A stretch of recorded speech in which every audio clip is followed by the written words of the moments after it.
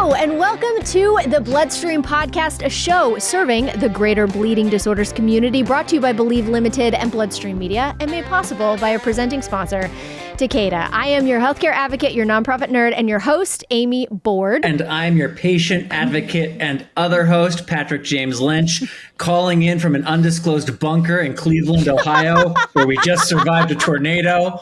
And I'm reminding you to please speak with a healthcare professional before making any treatment decisions. On today's show, Joana Baquero shares some education and advocacy updates on Factor 1 deficiency, which is fantastic. I can't wait to hear that interview that you did with her, Patrick.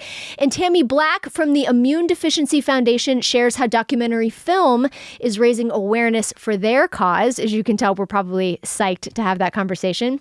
And we have a new gene therapy segment with Jim Kenny, who is an expert on pharmacy reimbursement. We have all that and more on today's episode. Welcome to Bloodstream. And listeners, thank you all for joining us today. If you like what you hear, please share this episode with friends, family, colleagues, your neighbor, the dog walker, anybody you like on social media. And if you haven't already, please do subscribe to the Bloodstream Podcast wherever you listen to podcasts.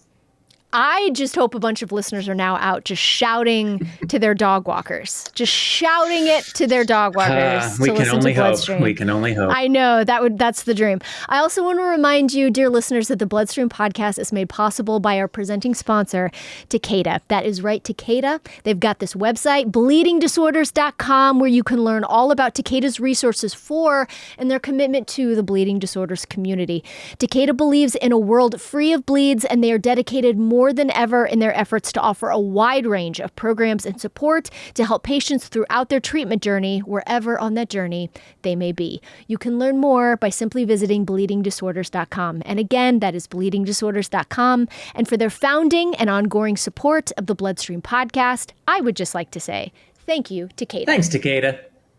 Takeda! All right, so in my first little bullet, Patrick James Lynch, just kind of want to hype up the global hemophilia report. We haven't in a while. Mm-hmm. And I will say, as a casual listener and a casual scroller on the social media, I think you guys have been killing it lately. Tell me a little bit about what's going on over there. You guys are killing it. Well, thank you, Cash listener, Cash scroller. This is good timing. And we didn't coordinate on this, but this is good timing because the last episode that we released, which was all about the role of the lived experienced expert, also known as the patient or caregiver, in research and drug discovery, is one of the most listened to episodes in the nearly 3-year history of the Global Hemophilia Report. So that definitely struck a chord. And our next episode, which we just recorded for about a week ago, or excuse me, no, that's two episodes ago. I'm getting scrambled. We just released our most recent episode on inhibitors, which I do also anticipate will be quite well received. Prior to that was the lived experience one. And the inhibitors episode had we get these incredible panelists for every single episode. It's extraordinary. Working with Dr. Donna DiMichele certainly helps. Everybody responds to her asks right away. But personally, I found that episode really interesting to work on, getting into the immunogenicity of factor VIII. And why is it that most people with severe factor VIII deficiency don't develop an inhibitor, but many do? What's the difference? Where does it occur? What parts of introducing factor VIII into the system have the result of either developing tolerance or developing inhibitors, and what is current research looking at to try to get past? We haven't made a ton of progress on understanding inhibitors on a deeper level in decades. And the panelists we gathered kind of speak to the specific areas that research is now looking at, including into things like lettuce. That's right. Wait, what? Lettuce. To try to understand more. So go check out the Global Hemophilia Report, globalhemophiliareport.com, available anywhere that you listen to podcasts. And PJ, one more question before we move on. Is it appropriate for patients? Like, would patients be able to get information or get it? Because it's a bunch of doctors talking doctor things. Yeah. The answer is yes. I mean, admittedly, it's a science data research heavy podcast. Part of my role on that program is to try to make it as comprehensible and well framed for the audience as possible. I'm interjecting here and there to try to summarize and transition things. Believe me, there's pieces of it that go right over my head. So it's okay if you listen to parts and you're like, I didn't quite understand that part. Much like when we sit in conference rooms and symposiums and educational events. And sometimes it's like that. Okay, the last minute was a little bit much for me, but I'm just going to catch back up over here. So there is a little bit of that, but don't be dismayed. And if you have any suggestions for ways in which you think we can improve the show or topics that you'd like to hear from, we're actually going to be actively soliciting that feedback soon. So if there's topics you want to hear about or just suggestions you have for us, mailbag, bloodstreammedia.com, or, give me a shout on social media somewhere. Cool. Well, I know the majority of our listeners are big nerds, like science nerds. So I'm psyched to hype up the Global Hemophilia Report. Also, I should mention, I'm sure longtime listeners realize that we had a new intro song. The people have spoken. The people have spoken. Huge deal. Clot Rock, as we're calling it, formerly known as like the Wolf of Wall Street or something. No, it is something with the wolf, which is like, that's crazy, but Clot Rock. Clot Rock. That's the new Bloodstream theme. I think my new favorite social media video is you just jamming out to all of these tunes, like all over our office. Yeah, it's a staff loved it. Fantastic piece of content. People really enjoy. I think that was the best part of the video, is that our staff so clearly was like, what is this dude doing? Yeah, he has his own office. Why is he in mine? Yeah, that's the vibe of the video. So if you haven't seen that, we should definitely try to find that again. That's awesome. Well, PJL, should we move on to our interviews? Because we have baller interviews. We absolutely should, Amy Board. Let's do it. Y'all, I can't wait for you to hear this interview with Joana and Patrick about Factor 1 deficiency, which we never talk about on here. Number one. It's number one. Let's do it. This next ad is brought to you by Pfizer. Did you know Pfizer has been supporting the rare disease community for over 25 years. As part of their commitment, Pfizer continues to unlock the potential of new therapies. Recently, FDA approved Becvez, or Fidenecagene elaparvovec, DZKT. A suspension for intravenous infusion is now available. If you are curious about learning more and whether Becvez is right, talk to your doctor. Have questions? Get connected with a live individual one-on-one at 1-855-4-BECVEZ or 1-855-423-7839 from 9 a.m. to 7 p.m. Eastern Standard Time, Monday to Friday, or you can sign up at becvez.com to receive emailed information that can help you learn more. Discover how Pfizer is changing treatment landscape. Please visit www.becvez.com. And I wonder if they thought about Fidenecagene elaparvovec, DZKT.com, or if they went right to Becvez.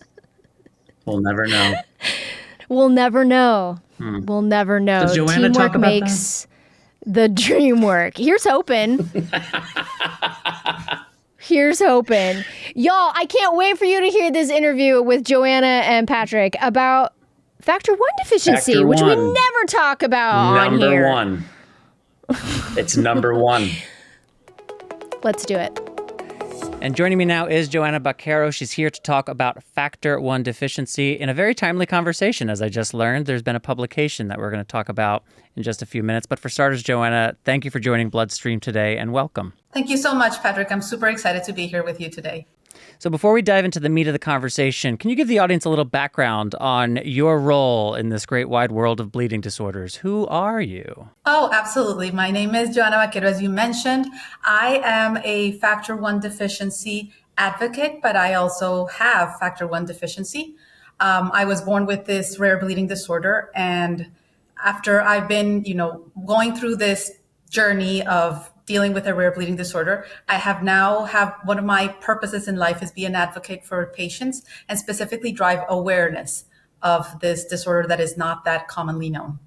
And hopefully today helps to that end. So to help people like me who might be much more familiar with Factor 8 deficiency or hemophilia A, Factor 9 deficiency, hemophilia B, what is Factor 1 deficiency and how does it differ from those more commonly understood factor protein deficiencies? Yeah. I think to set the stage, we are a rare inherited bleeding disorder, and it comes in different forms. It can be mild, moderate, or severe.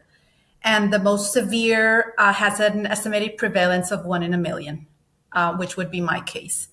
There are different types of fibrinogen disorders. They can be, but basically what it is, it's a lack of fibrin, which is a protein in the blood.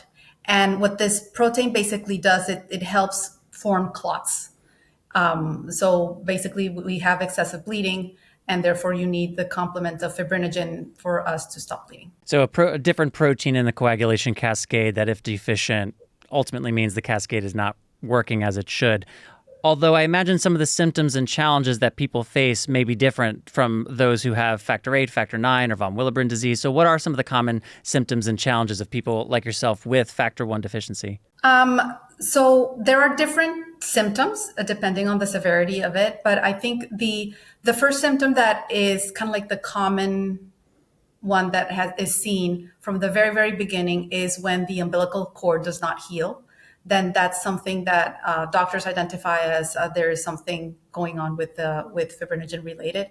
But then there are other things that are very common actually to hemophilia as well, which is, nosebleeds, bleeding in the gums with brushing, or easy or long lasting bruising. So in that, I would say we're very common with factor VIII and factor IX.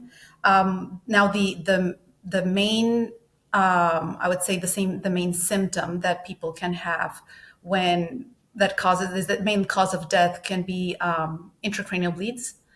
And then there is also gastrointestinal or urinary tract bleeds. And then menstrual cycles is tough for women, and also childbirth is tough. So as you said, a lot of that is similar to the symptoms that people with other factor protein deficiencies face.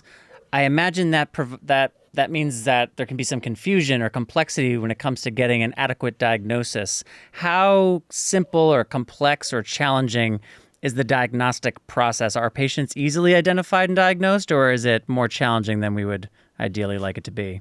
So in working I'm working with 7 doctors around the world talking about afibrinogenemia and how we can drive more awareness on it. And one of the things that we've been discussing is how do we ensure that around, in the HTCs and around the world, there is clarity on the type of test that needs to be done in order to diagnose afibrinogenemia. If we think about, being here in the US, it is a very common test that is being done to diagnose fibrinogen. It's looking at the APTT and PT levels.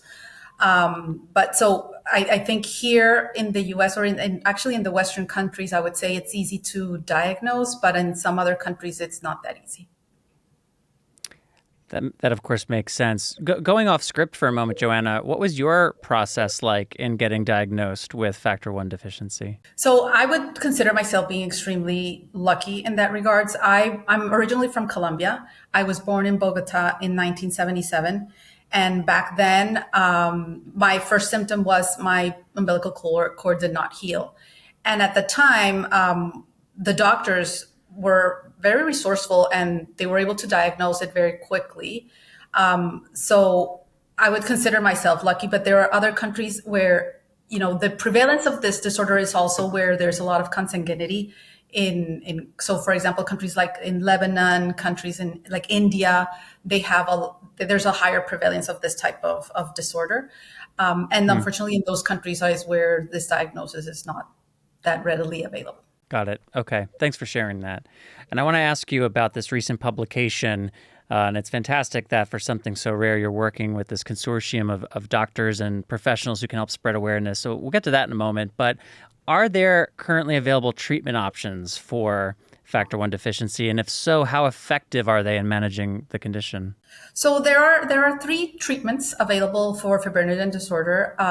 The most common one has been cryoprecipitate, where fibrinogen can be derived from cryoprecipitate. So transfusions with cryoprecipitate is the most common thing. But the most advanced one, if you will, is fresh frozen plasma that, the fibrinogen that is frozen that you can actually store at home. And then I think the other one is plasma derived fibrinogen. So those would be the three that are available for fibrinogen disorders. Got it. And in terms of effectiveness, how effective are they? Is one generally more preferred than the other? Is it very variable patient to patient? Any insight you can provide there? I would say the most preferred treatment is the plasma-derived fibrinogen, or factor one concentrate, because of the ease of, like the cleanness of it, right? That's the issue with cryoprecipitate derived from humans. That's the issue that we faced back in the 80s as well. So for sure, the fibrinogen concentrate is the preferred option. It is an expensive medicine. So here in the US, it is covered by the insurance. There are other countries where that's not the case. Thank you for that. So let's talk about this recent publication and any other recent advancements either in research or awareness raising that you'd like to highlight. What is this recent publication that, by the way, we will have a link to in the program notes? Tell me about this.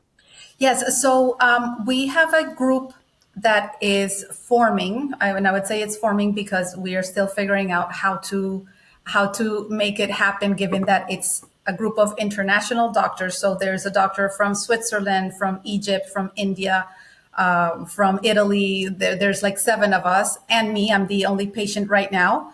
And we came together because we wanted to raise awareness of afibrinogenemia and see how can we help HTCs and how can we help the rest of the bleeding disorder community. I support with information, but also support physicians with information, because that's also one of the gaps that we were seeing. So we recently came together, and we've called it the IFPA Federation. It's the International Fibrinogen Patients and Physicians Association. We initially, the first reach out that we did was reach out to the World Federation of Hemophilia so that they can help us support in awareness. And that's when, after talking to them, we concluded, let's do our first initial article, a first publication where we just inform and educate around fibrinogen disorders.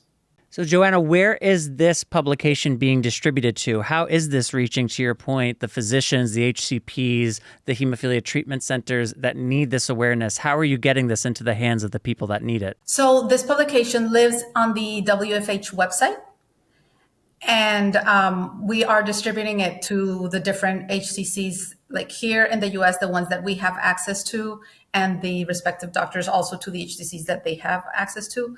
The thing is, because being a newly formed group, we don't have a website just yet, but we are reaching to the places where we know patients are looking for information. And I see here one of the final pages of this publication, which, as mentioned, is available on the WFH website. There will also be a link in the program notes to this episode of the Bloodstream podcast. But there's your perspective shared as a patient. And I like this last line here. It is possible to have a normal life if you prioritize your health above everything else, make peace with the limitations you have, and embrace the endless possibilities of what your life can be. As someone with hemophilia, that certainly resonates with me. Is there anything else that you would like to inform this audience about fibrinogen disorders, factor one deficiency, which we are using here interchangeably? Is there anything that you would like them to know that we haven't touched on? I would say I am extremely happy with the National Bleeding Disorder Foundation when they made the change of the name, because it made it more inclusive of people with rare bleeding disorders like myself, where we weren't finding a home in where to go for information and where to find others, where we could, find our tribe. And our tribe is everybody with a bleeding disorder, regardless of which factor it is. So what I would say, my message to people that, like myself, we call them ultra rare, is, we are all in this together. We all face very similar challenges. And I would say, like, we have a lot to learn from each other. And by sticking together is how we will succeed and make this just part of our lives, not define who we are. Well, Joana, thank you so much for coming on Bloodstream to share about Factor One, share about this publication. If there are advancements or updates or notable news moments that you would like to make this Bloodstream audience aware of, please just let me know, and we'll be sure to keep people posted and maybe have you back on down the road to provide us with an update. No, thank you, Patrick. And personally, I want to thank you, especially with Bloodstream, because it is raising awareness for other people that have no idea of what a bleeding disorder is. It's helping the community also stay up to date with the advancements that are happening. And ultimately, as I said before, it also is helping us feel included in this day and age. So thank you. You're welcome. Thank you, Patrick. Thank you, Joanna. That was awesome. We don't hear enough of Factor 1 deficiency, so that was baller. Yeah. Thank you, sir. And awesome to hear from those who are really at the front lines of making a difference for those in the rare factor deficiency world. And talking about people on the front lines, Tammy Black from the Immune Deficiency Foundation, you spoke with her, and that is what's coming up next. What is this interview all about? This interview is great. Y'all are going to love it. She is from the Immune Deficiency Foundation that Patrick just mentioned.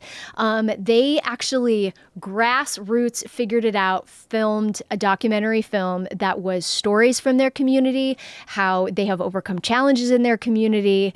And they did it to raise awareness and kind of that awareness piece coming out of the COVID-19 pandemic. And I don't know, it's an awesome nonprofit story. It's an awesome rare disease story. And also, I think it will be interesting for all of our listeners because immune deficiency disorders and autoimmune deficiency disorders are way more prevalent than we would ever think. So anyway, here's my conversation with Tammy Black. Listeners, I am here with Tammy Black, who is well-versed in using documentary film to bring awareness to her organization and her cause. Lady, welcome to the podcast. We're so excited to have you here. Thank you so much, Amy. I appreciate it. I was thrilled to get the invitation. Tell listeners a little bit about your background, about the organization, and what y'all support. Absolutely. So I myself am kind of a nonprofit lover and professional by trade. I've been in the field about 20 years, always in healthcare, either fundraising or awareness raising. I have been really proud and thrilled to represent the Immune Deficiency Foundation since 2019. And our organization represents a group of more than 450 very rare chronic genetic conditions that most people have never heard of. And they can range from people who are affected by kind of persistent infections right up to people with a very short life expectancy. So we work to provide resources and information to an estimated about 500,000 people in the United States. And we realized about 2 years ago that we needed to be telling our story to more than just the people coming to us, that the rest of the world needed to know what we did. And so we made a movie. We made a documentary film. And it really profiles 6 very different journeys of people who have been affected by this disease and what it felt like in the aftermath of COVID in particular. Tell me a little bit about the journey to coming to a decision that like documentary film is how you wanted to tell this story. Yeah. So the director of the film is actually a member of my the communications team at Immune Deficiency Foundation. And he came to me about 1.5 years ago and said, we've started doing podcasts many years ago, and they've gotten better and better and more specific and deeper journeys into kind of patients and caregivers to tell their stories of their own journey to diagnosis and finding treatment and how hard their lives might be. And he said, I think that we could use video to tell this story and really compile it in a documentary. And I think he probably expected me to say no. And I said, tell me more.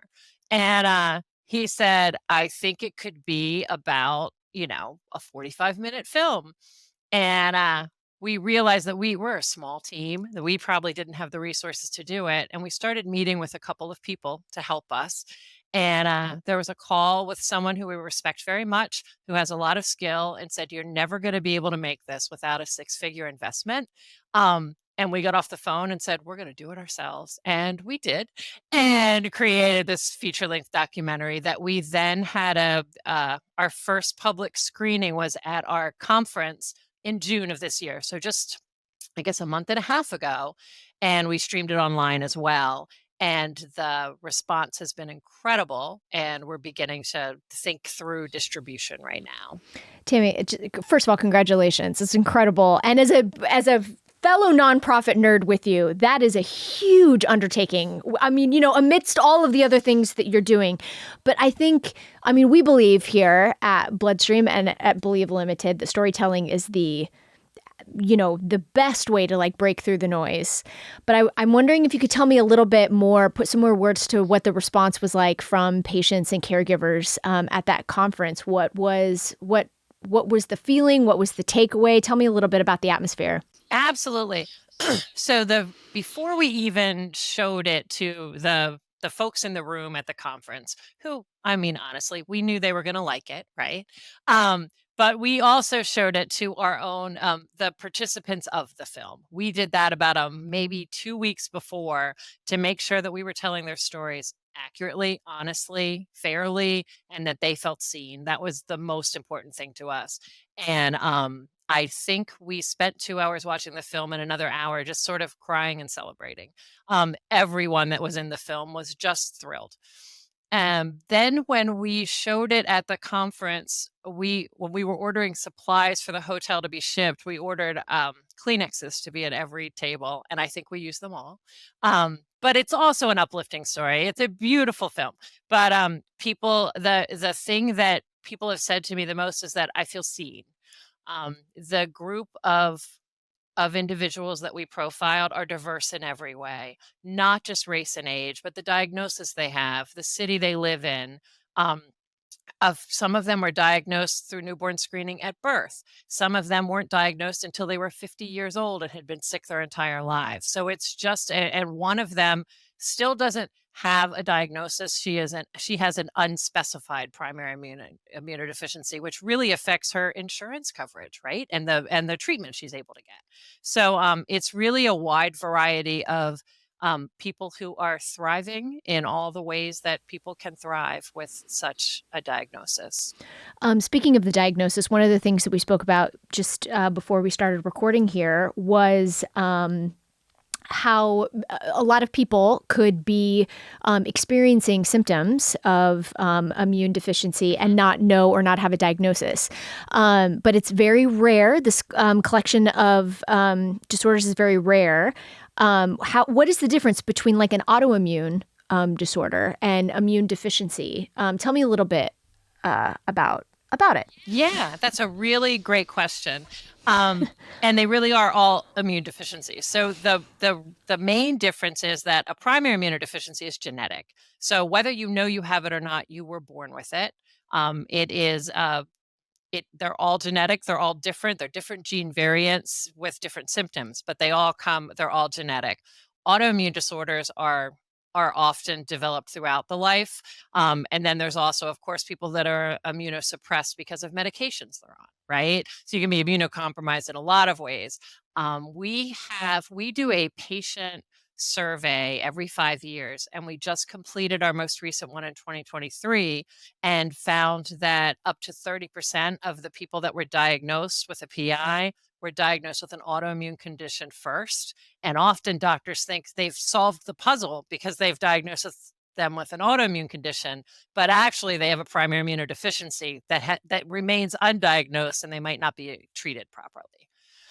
So they can be coexisting and co-occurring, not always, but essentially one is developed throughout the lifespan, and one you're born with, whether you know it or not. Tammy, what are kind of the outlying symptoms that patients might experience before they get diagnosed? That's a great question too. So persistent and chronic infections are sort of the thing that people know the most. That if you have multiple sinus infections in a year, if you find that you're treated with antibiotics again and again, or that antibiotics don't really work for you, GI issues are very common, skin conditions, cuts that won't heal, sores that won't heal. There are blood conditions, inflammation. there are a lot of symptoms that might be something else, but could also be signs of a primary immunodeficiency. And how do they get diagnosed? An immunologist would have to diagnose them. And the real challenge is immunologists know what to look for. But if the patient isn't referred to an immunologist, nobody ever knows to test them for a PI. So we as an organization have done, we do a lot of education for primary care physicians, physician's assistants, emergency medicine. We have tips even on our website. We have one-pagers for specialists like hematologists and dermatologists and hematology oncology to really look at what they might be seeing in their practice that could raise that index of suspicion for them.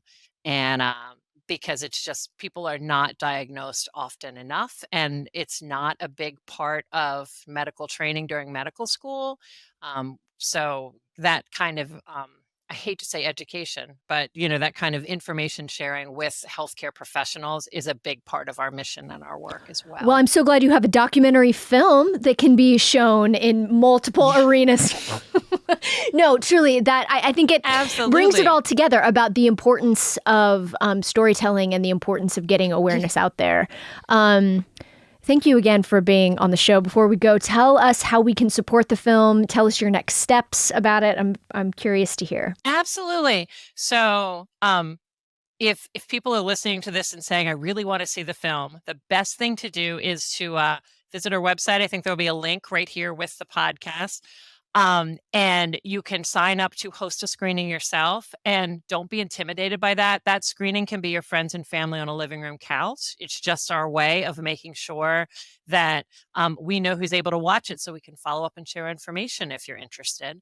And we're also submitting it to film festivals. So we can't really spread it far and wide, but local showings and screenings are the way in which we're doing that for the next several months.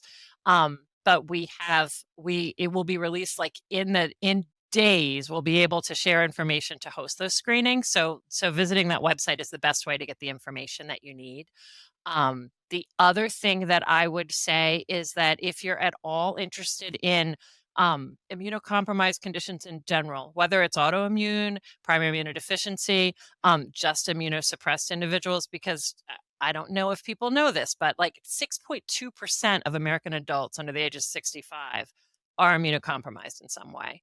And we all feel like we've moved on from COVID. For people that are immunocompromised, that's just not necessarily true, right? That feeling of protection we all had for each other 4 years ago raised awareness for this condition and many others. But these people are not invisible, and they need to be seen, and they're not as rare or as small a group as you think. It's literally millions of Americans that need our protection. And we have information about all of that too on our website. Bravo. Head to the link in the program notes, y'all, to learn more. Tammy, thank you so much. We're going to shout your message loud and clear. We love what you're doing, and the film is wonderful. Thank you for sending me the link personally. It's wonderful and such a wonderful I'm so glad story. You liked it. Heck That's yeah! great. Heck yeah! No, it's really great, and I love what you're doing, and what a rock star nonprofit move. Truly. Thank you so much. Thank you so much. Amy, do you see me differently now that I'm a tornado survivor? Actually, kind of, yeah. You have that survivor. Have you seen the movie Twisters? Because now you have lived it. Twisters, plural? I've seen Twister. Yes, there's a sequel. Oh, I knew that. Oh my gosh, you need to get on Twitter. There is I can't. We're surviving tornadoes here. The internet's going out. I don't have time for social media. Oh my gosh, you're living it. You're living the blockbuster of the summer, sir. I kind of am. First, I had a flight canceled Sunday, which is why I'm not with you now because of hurricanes. Then today, all of a sudden, we were in a meeting. And all of a sudden, my phone did the loud alarm thing. That's always freaky, but usually it's like, have you seen this Nissan on the highway? And I'm like, what are you talking? But it was go to your basement immediately. There's a tornado watch. And I was like, oh, God. So we scooped up Vivian, went down to the basement and huddled until it was over. So I don't want to be a bummer since I grew up like in Tornado Alley, but a tornado watch is not as bad as a tornado warning. Oh, shoot. I thought I had the right one. I thought I had the scarier one. I had the lamer one. Was it a watch or was it a warning? It was so rainy. I think it was at some point a warning and then was downgraded to a watch, to be honest with you. I think there's a real tornado happening. I mean, this will be, old news. Here's the thing. If they tell you to go to your basement, it's a warning for sure. If it's just a watch, they don't tell you to go to your basement. Okay, no, they were like, you got to get down there. And which is fun because then you can see where you have all the leaks in your house while you're in the basement and the winds are blowing rain against the house. So it was good. Now I know where all the problems in the basement are. Okay. You for sure had an afternoon, for sure. It was fun. Yeah. So I just needed to feel seen and heard about that. And now I'm ready for the gene therapy segment. Okay. It's going to be baller. Here we go. It's no surprise to anyone, but currently the biggest question mark in our community is how will gene therapy be paid for? It's certainly daunting, don't you think? A multi-million-dollar treatment that is administered just once, and we have no idea how long the benefits will last. It seems to be different patient to patient. How will a payer justify that? Well, I'm pleased to say our guest today has some pretty encouraging answers to all of this. I sat down with Jim Kenny, who is the founder of a managed care pharmacy consulting practice. Jim has worked for Harvard Pilgrim Healthcare for 38 years in pharmacy management, most recently as the manager of specialty and pharmacy contracts. His work included benefit design, formulary management, pipeline monitoring, trend analysis, legislative tracking, sales presentations, and rebate contracting. I say all this because I just wanted you to know that Jim is the man. He also has experience in multiple plan designs, including commercial, Medicare Part D, managed Medicaid, and healthcare exchanges, which is important to us in the hemophilia community. And I should mention, he has worked extensively in areas of specialty pharmacy programs, including hemophilia. The one thing Jim stressed in our conversation is that when it comes to gene therapy, the patient is in the driver's seat. So do yourself a favor and settle in for the next 7 minutes. Jim's going to give us an overview of how gene therapy is being reimbursed today, and it's happening, and it's working, I should mention. Patients are having access to these therapies, and also what the future of our reimbursement system is heading for. All this and more on this month's It's a Whole New World, a gene therapy segment. This segment is brought to you by CSL Behring, a global biotherapeutics leader focused on serving the rare disease community by providing innovative therapies. They now have a first-of-its-kind treatment for hemophilia B.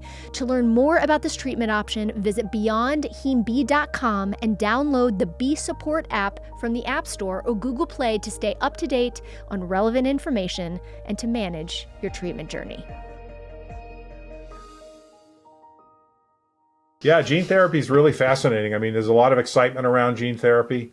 I think the biggest challenge you have is the reimbursement process today. The problem is, from a administrative perspective, is someone has to buy the product. So now a plan could say, well, we'll cover that. We'll cover the cost, and we'll just pay the distributor, and they can ship it to you, and you can give it to a patient, to a provider or a facility. But in a lot of cases, the payers are saying, no, it's what we would call traditionally a buy and bill situation. So all that means in the marketplace is whoever is administering the product has to buy it and then bill the plan or bill the insurance program for the product. Can be a little scary. And if I'm a provider or if I'm a HTC or a clinic that's going to administer a hemophilia gene therapy, I want to make sure that I am going to get reimbursed. And what is that reimbursement going to look like? And that whole prior authorization process, which physicians hate and patients aren't very fond of, is certainly critical for something like a gene therapy. I think ultimately, at the end of the day, if the patient is appropriate, meets all the criteria, and is a candidate, they likely will have access to that gene therapy. And most of your large payers do have these products listed as covered with a prior authorization and things like that. Now, gene therapy is not without some degree of risk, and it may or may not work. And these vectors that they deliver the gene therapy, and these viral vectors, these adenovirus vectors, if you will, some patients have antibodies to the AAV vector that's used in these particular therapies. And if they do, they're going to reject the gene therapy. So that's a challenge and a concern. And I think the numbers range 50 to 60% of patients, I think, may in fact have antibodies to the AAV vector. So they're not a candidate. So that's one of the screening criteria on the front end. So that screens out some patients. But I think that's when we start talking about risk, right? If we give the product to a patient and they fail, then that's when we talk about value-based or some type of risk-based contracting on the back end to protect the payer. But ultimately, when we think about these things, it's going to be a situation where it's got to be the right patient. And if it is, then typically it's difficult to deny coverage from a payer perspective. If you have your criteria and the patient meets all the criteria, then typically you are going to cover that. In some cases with payers, what commercial payers will do is they'll play what I like to call duck, dodge, and hide. Right? All I mean by that is they may cover something, but you don't know that they cover it publicly. So they don't post it on their website. They don't post a policy. But if a request comes in and the patient meets criteria, they can get coverage. And that's a new strategy that some payers are employing. We won't list it on our formulary, but we will have a coverage policy that's not listed, and we'll make the product available when patients meet criteria. So we think about gene therapy, and when I mentioned the viral vector that a patient theoretically could reject. So someone could be tested for antibodies, and the antibodies are negative, and then either the test was inaccurate, or between the time they got tested and the time the gene therapy was delivered, they reject the gene therapy. So now you've just spent $3-4 million on a product and it didn't work. So what I would want in place is a contract that said if the product fails outright, then we get a refund. So we're going to use a product, and if it doesn't perform as anticipated or it doesn't deliver the degree of efficacy that we expected, there could be some type of value-based payment on the back end from the manufacturer back to the payer to cover the cost of all of the product or some of it. I mean, the guidance really comes down to the patient-provider conversation around this. But I think in general, it's a conversation they have with the provider. And if they, certainly meet the criteria the plans require for access, then I think if their approach is reasonable, they could very well have access to that gene therapy. And certainly, it's a personal decision, obviously, but they have to have that conversation with the provider. And certainly if they're working with an HTC, that's where the experts are. That's where the providers are. They're going to know. And you may very well have some providers who are thinking about individual patients who they would see as perfect candidates for something like this, because maybe they can't infuse. Maybe they've got problems with, their veins to infuse the factor product, or they really struggle despite factor replacement. So there's opportunity there as well. But it's really, again, a conversation with the provider to say, hey, I heard about this. Do you think I'm a candidate? And then they obviously have to navigate whatever insurance system they're in, Medicaid, Medicare, commercial, health exchange, whatever it is. They're going to have to navigate that to get an approval and get access, and then coordinate that with their provider. I think the science is fascinating. I mean, when I think back to my, over my career in pharmacy, to see the extent to the science to be able to deliver individual genes and things like that is absolutely fascinating. And I think as it improves over time, I mean, the long-term benefit to the healthcare system could be significant.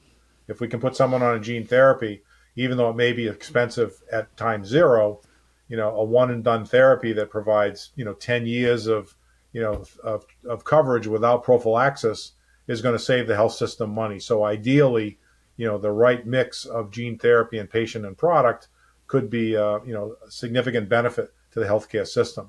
We've just got to figure out how to incorporate them appropriately. But I think the excitement in this area of cell and gene therapy is just, off the charts, quite frankly, in terms of the potential benefit for patients. And ultimately, that's what we're looking for. Find the right patient, give them the appropriate therapy, and improve their quality of life, but also improve their overall health care and general health. Once again, this segment has been brought to you by CSL Behring, which now has a first of its kind hemophilia B treatment.